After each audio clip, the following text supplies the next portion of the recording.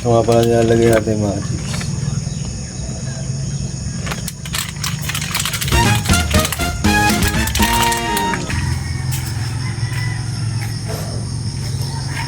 Morning mga ka-chicks. Day 2 na natin.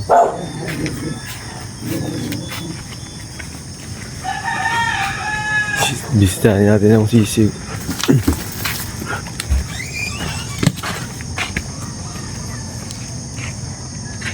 Yan na po ang update sa ating sisiw. Day 2. Meron po tayong mortality isa.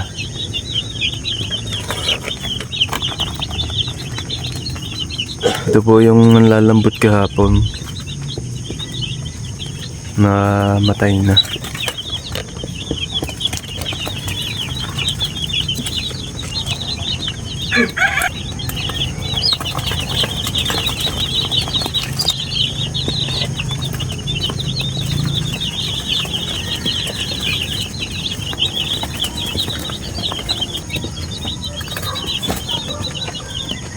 Bali mga ka-chicks, pag magpapalit kayo ng inumin, painom, lagi nyong sasabunin bawat palit.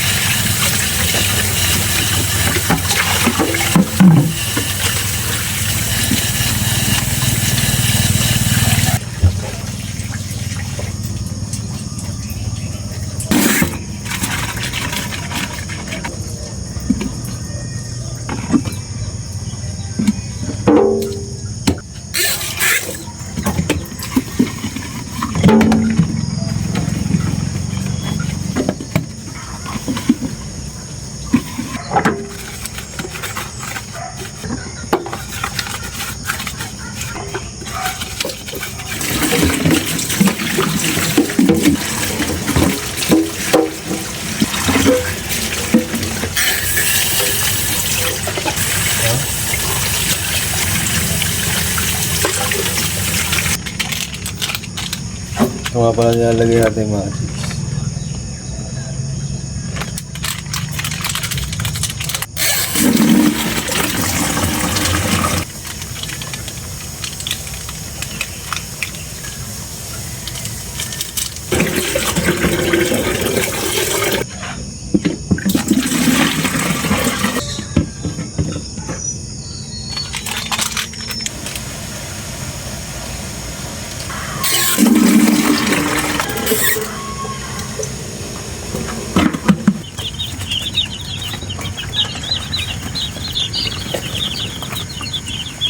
Bale, ang pagtitimpla nga pala mga ka-chicks ng Betrosyn Gold ay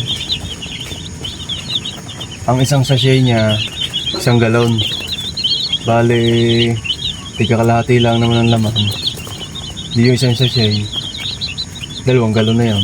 Tapos magbubukas lang tayo ng kalahati, ilalagay doon sa kalahating isang galon. Bale, marami pang patuka sa feeder. Magsasabog na lang tayo ng patuka. Dahil yung iba hindi pa marunong tumuka sa feeder.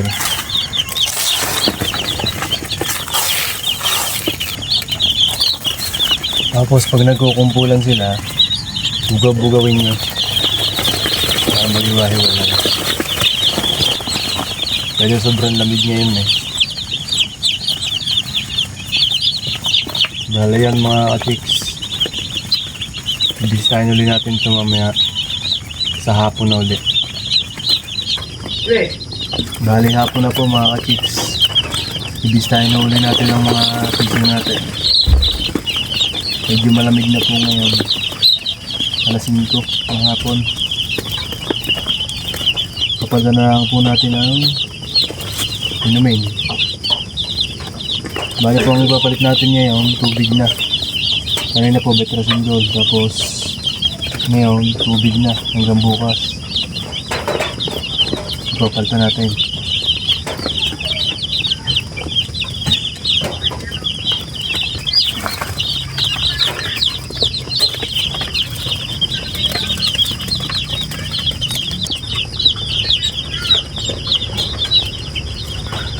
Bali, palitan na natin mga ka-chicks ng tubig. Bukas na uli ng umaga ang palit niyan. Tapos, bugabugawin niyo lang ulit. Para kumalat. Para magising.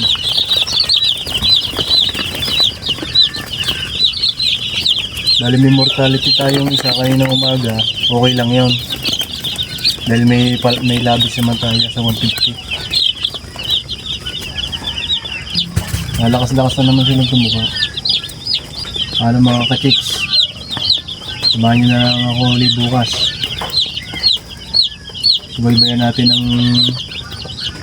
ang mga sisiw hanggang 30 days. Hanggang harvest. Maraming salamat po sa panonood mga ka-chicks.